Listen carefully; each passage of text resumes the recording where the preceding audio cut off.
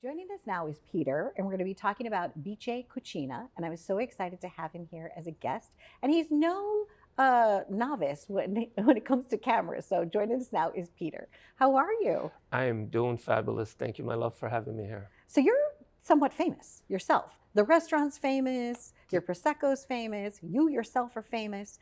When did you decide to be in front of the cameras? What was happening with that? It's not like I had a decision. I was cast into it Okay. through a lot of drama that comes with the restaurant business. So it's not like I really had a choice. I was just cast into it. And then I saw how popular the restaurant and my wine line was getting from it. So, I'm a media whore. I'll go wherever the marketing dollars are. It's like, I've got a pretty face, we'll travel. Oh, thank you. But also the food speaks for itself too. Like Bice Cucina, I mean, it's a authentic Italian cuisine. Started in 1926. It did. It started in 1926 in Milan, still there today. It's a northern Milanese food, and then it expanded all over the world with locations in Dubai, Istanbul, South Africa, the best city in the world, New York City. We're all over South Florida, Palm Beach, and we're expanding. And when it first started, it was somewhat simple, right? It was Beatrice and siblings and just a little tiny offshoot of their home. And Yeah. Well, in 1926, I was just a little baby then. So I don't know a lot about the chemistry between the family back then, but it did start off with the mother of my oldest partner, Roberto. Her name is Beatrice. And she had this restaurant in Milan in 1926, and people from all over the world would come through there. And Japanese investors, or I believe it was Chinese investors, came through. They told Beatrice, you should be in New York. She said, if you want to flip the bill, we'll come to New York, and they did. And they did. And you got involved about how many years ago? I got involved, I was in the nightclub business. I wanted nothing to do with the restaurant business, because in the nightclub business, people complain, you throw them out. In the restaurant business, you can't throw anybody out. You got to be very appeasing. But going back to the early 2000s. Very nice. Now, the Prosecco, tell us about that. And it's called, is it Tipsy Girl? It's called Tipsy Girl. It's a sparkling rosé and also Prosecco from the DOC region in Veneto, Italy. It's made in Italy, imported to the United States. I launched it when I was on the Real Housewives of New York a few years ago, and it's done very well. We had a global distribution.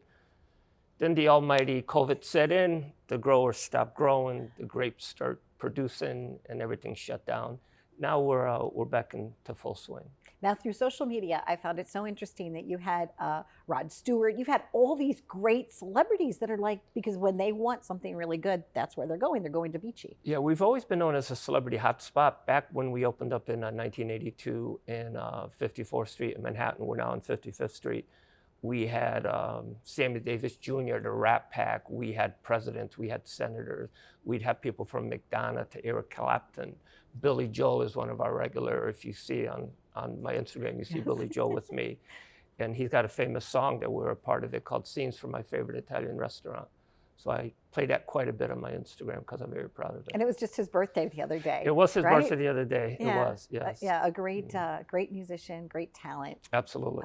Wonderful dad too. Like, I don't know if you've seen recently, but he's got he posted and it's lovely to see that. It's lovely to see someone that's just so really down to earth. Yeah. And then he performs, and he has a way of connecting with people, just like you do at the restaurant, right? People sit down, and it's about the food and the atmosphere, the culture. So it's really about in New York City, you have 15,000 restaurants. You can throw a rock and hit a good restaurant. True. Right? And we're a little bit different at Bice. As soon as you walk through the doors, you're a part of my family. We don't have that snobbish atmosphere like you do in some restaurant where the hostess looks you up and down reservations. We they try smell to, your perfume, and then they decide what table you can sit at. Sorry, Right? it's gonna be 11 days before we can seat you. We try to get people in and out. We're in the theater district, so a lot of people come in pre-dinner. We have to get them out. So we run it more as a family business and not a snooty wannabe atmosphere. And talking about that, you do care about your community. I know that you've ran for office, or you're considering running for office, right? Yeah. Even when you were a little boy, did you care about your neighbors and No. your community? Or? When I was a little boy, I just cared about playing and Okay. playing with my Tonka trucks and riding my Huffy bike. As you get older, you start to see that there's certain issues in the world that you just cannot stand by anymore and watch happen. Okay. So a couple of years ago, I got involved into politics. I ran for office in New York City. I didn't do very well, first time out of the gates. But I love New York City. I've lived in many cities, and New York is the best. And when I see it being hurt or it's not where it used to be, I feel like I need to get involved to help. And when I dine, what is the one thing that I must have when I go to the restaurant? So we have staples that are in all our beaches around the world. One of them is the veal Milanese. It's pounded, fresh, breaded, and then pan fried. We do arugula salad over with your tomato. The hand's got to come out now to talk. We're also known for our pasta bolognese. We do all our pastas in-house, so it's fresh. One of our most famous appetizers right now is called a tuna carpaccio. Oh, nice. So it's tuna sliced very thin, done with a bed of arugula, cherry tomatoes. So yeah, I mean, if you want authentic Northern Milanese food, beach is where to go. Thank you, Peter. It was lovely to have Thank you, my here. dear. I can't Appreciate wait it. to see you there soon. Stay tuned for more. We've been living it up, and you know where I'm going to be dining. Maybe tonight, maybe tomorrow, but I'll be there. Stay tuned.